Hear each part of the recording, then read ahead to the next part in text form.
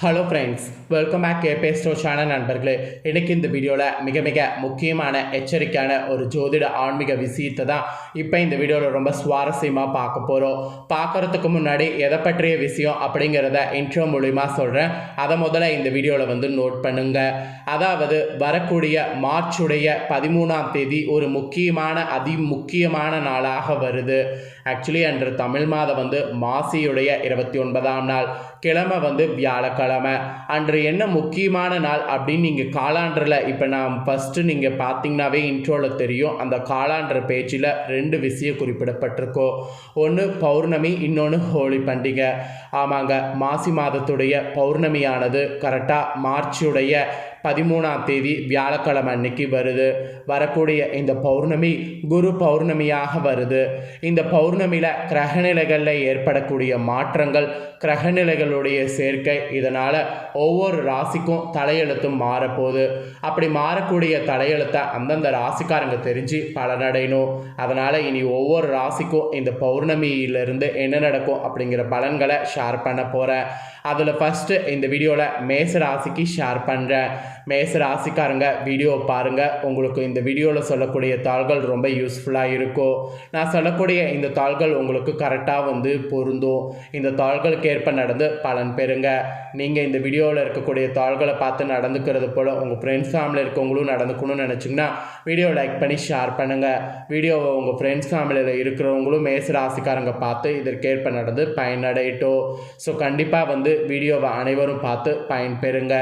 மாசி பௌர்ணமி இது ஒரு சாதாரண பௌர்ணமி கிடையாது. இந்த பிரபஞ்சத்தில் ரொம்ப முக்கியமான ஒரு பௌர்ணமியாக இந்த பௌர்ணமி கருதப்படுது. இந்த பௌர்ணமியுடைய சிறப்பையும் இதில் நீங்கள் செய்ய வேண்டிய விஷயங்கள் என்னங்கிறத ஃபஸ்ட்டு உங்களுக்கு ஷேர் பண்ணுறேன். மேசராசிக்காரங்க முதல்ல இந்த பௌர்ணமியுடைய சிறப்பையும் இதில் நீங்கள் செய்ய வேண்டிய விஷயங்கள் என்னங்கிறதையும் ஃபஸ்ட்டு தெரிஞ்சுக்குங்க. மாசி மாத பௌர்ணமி நாளில் இப்போ நான் சொல்லக்கூடிய விஷயத்தை விரதம் இருந்து வழிபாடு செய்திங்கன்னா உங்களுக்கு பலன்கள் இதெல்லாம் கிடைக்கும் என்று ஆன்மீக ரீதியாக உங்கள் ராசிக்கு சொல்லப்பட்டிருக்கு. அதனால் முதல்ல விரதம் எப்படி இருந்து வழிபாடு செய்யணும் அப்படிங்கிற விஷயங்களை இந்த வீடியோவில் மேச ராசிக்காரங்க தெரிஞ்சுக்குங்க. இப்பிறவிற்கு பிறகு இனி பிறவா நிலை உங்களுக்கு கிடைக்கும். நீங்கள் சிவதீட்சை பெற்ற யோகம் இந்த பௌர்ணமியில் வழிபாடு செய்கிறதன் மூலிமா பெற்றுத்தரும். இந்த 2 விஷயங்கள் உங்களுக்கு கிடைக்கும் இந்த பௌர்ணமியில் விரதம் இருந்து வழிபாடு செய்தீங்கன்னா. ஆக்சுவலி மக நட்சத்திரத்துக்கு அதிபதி நவக்கிரகங்களில் நிழல் கிரகங்களாக ஒன்றான கேது பகவான் ஆவார். இவர் ஞானத்தையும் மோட்சத்தையும் அதிக அருள்பவர். கேது பகவான் ஞானத்தை அளிப்பதோடு மிக பெரும் செல்வத்தை அள்ளித்தரக்கூடிய வல்லமை உடையவரும் இவர். இப்படி பல புண்ணிய அம்சங்களை கொண்ட இவருக்கு உகந்ததாக வருவது தான் பௌர்ணமி மாசியில். ஏன்னா மாசி மாதத்தில் கேதுவின் நட்சத்திரமான மக நட்சத்திரத்தில் சந்திரன் வரக்கூடிய தினம்தான் மாசியில் வரக்கூடிய பௌர்ணமி. அதனால் இந்த பௌர்ணமி பூர்ண சந்திரனுடைய அமையக்கூடிய நாள் என்று சொல்லலாம். அதனால் இது பூரண மாசி மாத சிறப்பு பௌர்ணமி என்று அழைக்கப்படுது. இப்பேற்பட்ட இந்த மாசி மகா பௌர்ணமி என்று கோவில்களில் சிவன், விஷ்ணு, முருகன் ஆகிய மூவருக்கும் சிறப்பு அபிஷேக ஆராதனைகள், யாகங்கள், உற்சவங்கள் நடைபெறும். இந்த தினத்தில் மற்ற மாதங்களில் வரக்கூடிய பௌர்ணமி தினங்களில் விரதம் மேற்கொள்வது போன்று மாசி மாத பௌர்ணமி தினத்திலையும் விரதம் இருக்கணும்.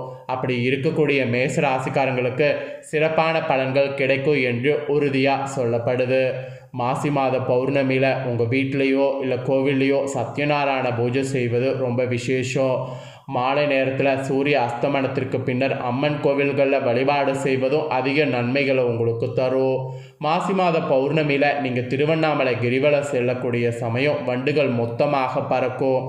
அந்த காட்சி நீங்கள் பார்க்கக்கூடிய வாய்ப்பு உங்களுக்கு ஏற்பட்டால் உங்களுடைய பல மனித பிறவிகளில் கர்மங்கள் அந்த நொடி பொழுதே தொலைந்ததாக ஐதீகம். அதனால் மேசராசிக்காரங்க கண்டிப்பாக திருவண்ணாமலை கிரிவலம் செல்ல ட்ரை பண்ணுங்கள். இப்பிறவிற்கு பிறவி இனி நிலை உங்களுக்கு கிடைக்கும். அதாவது இப்பிறவிக்கு பிறகு இனி பிறவா நிலை உங்களுக்கு கிடைக்கும். மேலும் அனைத்து துறைகளில் ஈடுபடக்கூடியவங்க நீங்கள் மேசராசிக்காரங்க மாசி பௌர்ணமியில் கிரிவலம் வழிபட்டிங்கன்னு வச்சுக்கோங்களேன், அதிக பலன்கள் உங்கள் துறையில் பெற முடியும்.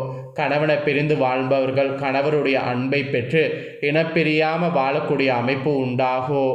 அதிக அளவு கடன் வாங்கி அதை திருப்பி செலுத்த முடியாமல் திணறக்கூடிய உங்களுக்கு நீங்கள் இந்த பௌர்ணமியில் கிரிவலம் சென்று சிவனை வழிபடுவதன் மூலம் விரைவில் கடன்கள்லாம் தீரும். ஸோ மாசி மாதம் வரக்கூடிய பௌர்ணமியில் விரதம் இருந்து நான் சொன்னது மாதிரி எல்லா தெய்வங்களையும் துதித்து விளக்கேற்றி வழிபட்டு வந்தால் துன்பங்கள் உங்களுக்கு விலகி ஓடிவிடும், இன்பம் நிலைத்திருக்கும். இந்த நாளில் நீங்கள் எதுவுமே செய்ய முடியாட்டி சக்கரை பொங்கலை நைவேத்தியமாக வைத்து ஈசனை வழிபடுவது உங்களுக்கு சிறப்பு. சிவதீட்சை பெற்ற யோகம் இந்த நாளில் நீங்கள் பொங்கல் வழிபாடு செய்கிறதன் மூலிமா கிடைக்கும். ஆக மொத்தம் இந்த நாளில் இந்த மாதிரி ஆன்மீக ரீதியாக வழிபாடு செய்தால் இந்த மாதிரியான பலன் கிடைக்கும் என்று உங்களுக்கான பலனானது சொல்லப்பட்டிருக்கு. ஸோ இந்த பலன் அடையணும்னு நினைக்கக்கூடிய மேச ராசிக்காரங்க கண்டிப்பாக இந்த பரிகாரங்கள்லாம் செய்யுங்க. இப்போ உங்கள் ராசிக்கு என்ன மாதிரி இந்த பௌர்ணமியிலிருந்து பலன் கிடைக்குங்கிறத பார்க்கலாம் வாங்க. நல்ல சிந்தனையும் தியாக உணர்வும் கொண்ட மேசராசி அன்பர்களுக்கு இந்த மாசி பௌர்ணமியிலிருந்து ஒரு பயங்கர சேஞ்ச் ஓவர் ஏற்பட போகுது. மாசி பௌர்ணமியிலிருந்து கிரகநிலைகளை ஆராய்ந்து பார்க்கும் பொழுது பௌர்ணமி தொடக்கத்தில் உங்கள் ராசிநாதன் செவ்வாய் வகர இயக்கத்தில் இருப்பார். அதுக்கப்புறம் கரெக்டாக வகர நிவர்த்தி ஆகிறாரு. ஸோ ராசிநாதன் பலம் பெறுறாரு. இதனால் இந்த பௌர்ணமி யோகமானதாக உங்களுக்கு அமைய போகுது. தொட்டது எல்லாமே உங்களுக்கு தொடங்கும்.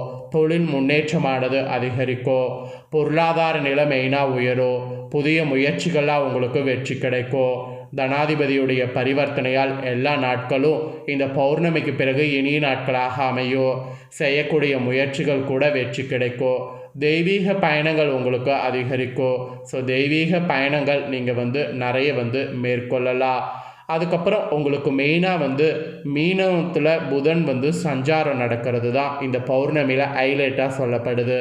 அதாவது மீன ராசியில் புதனுடைய சஞ்சாரம் தான் ஹைலைட்டாக உங்களுக்கு இந்த பௌர்ணமியில் சொல்லப்படுது. இதனால் என்ன பலன் கிடைக்குங்கிறத ஷேர் பண்ணுற தெளிவாக நோட் பண்ணிக்கோங்க. மாசியுடைய 14ஆம் தேதி அன்றைக்கி மீன ராசிக்கு பார்த்திங்கன்னு வச்சுக்கோங்களேன் புதன் நீச்சம் பெறுறாரு. அதுக்கப்புறம் தான் இந்த மாசி பௌர்ணமியே வருது. இது உங்கள் ராசியை பொறுத்த வரைக்கும் 3, 6 ஆகிய இடங்களுக்கு அதிபதியாக புதன் வராரு. அவர் நீச்சம் பெறக்கூடிய இந்த நேரம் உங்களுக்கு நல்ல நேரமாக அமையுது.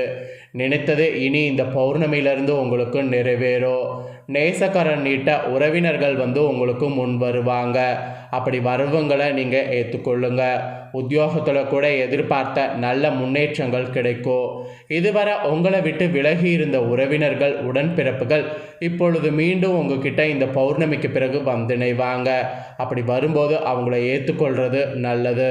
அப்புறம் நீங்கள் வருங்கால முன்னேற்றம் கருதி எடுக்கக்கூடிய புது முயற்சிகள் அத்தனையுமே இந்த பௌர்ணமிக்கு பிறகு வெற்றிகரமாக அமையும். பழைய வாகனத்தெல்லாம் கொடுத்து விட்டு புதிய வாகனம் வாங்கக்கூடிய முயற்சியெல்லாம் செய்திங்கன்னா அது உங்களுக்கு இந்த பௌர்ணமியிலிருந்து கைகூடும். அதிகார பதவியில் இருக்கக்கூடிய உங்களுக்கு அறிமுகம் தக்க சமயத்தில் கை கொடுக்கும்.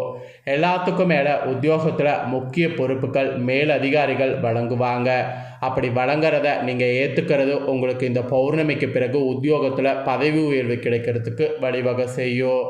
பொது வாழ்வில் இருக்கக்கூடிய உங்களுக்கு பொறுப்புகளில் மாற்றமானது இந்த பௌர்ணமியிலிருந்து ஏற்படும்.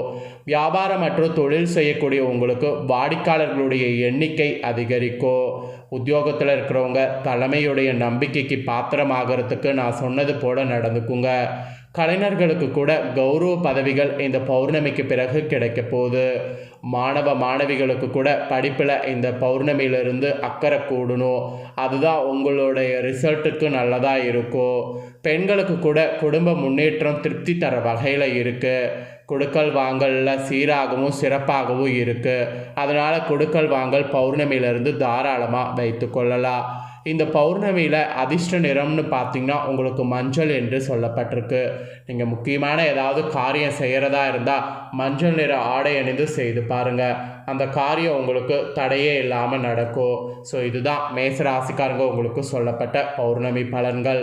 ஸோ உங்கள் ராசிக்கு என்ன மாதிரியான பரிகாரம் செய்யணும், என்ன பலன் கிடைக்கும் அப்படிங்கிறத எல்லாமே இந்த வீடியோவில் உங்களுக்கு சொல்லிட்டேன். சொன்னதை நீங்கள் தெரிஞ்சுக்கிட்டது போல் உங்கள் ஃப்ரெண்ட்ஸ் ஃபேமிலியில் இருக்கிறவங்களும் தெரிஞ்சு அவங்களும் பலனடையணும்னு நினச்சிங்கன்னா நினச்சிங்கன்னா, அதாவது நான் சொன்ன இந்த தாள்களை நீங்கள் பார்த்து பயனடைஞ்சது போல் உங்கள் ஃப்ரெண்ட்ஸ் ஃபேமிலியில் இருக்கக்கூடிய மேஷ ராசிக்காரங்களும் பார்த்து பயனடையணும்னு நினச்சிங்கன்னா, ஃபஸ்ட்டே சொன்னது போல் வீடியோ லைக் பண்ணி ஷேர் பண்ணுங்கள். உங்கள் ஃப்ரெண்ட்ஸ் ஃபேமிலியில் இருக்கிறவங்களும் மேஷ ராசிக்காரங்களாக இருந்தாங்கன்னா இந்த தாள்களை பார்த்து இதற்கேற்ப நடந்து பயனடையட்டும்.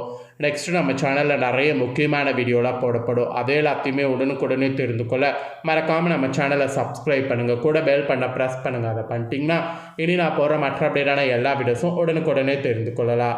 ஸோ சப்ஸ்கிரைப் பண்ணி பெல் பண்ண ப்ரெஸ் பண்ணி சப்போர்ட் பண்ணுங்கள். நெக்ஸ்ட்டு ரிஷப ராசிக்காரங்களுக்கு இதே போல தாள்களோடு புதிய வீடியோவில் சந்திக்கிறேன். தேங்க்யூ.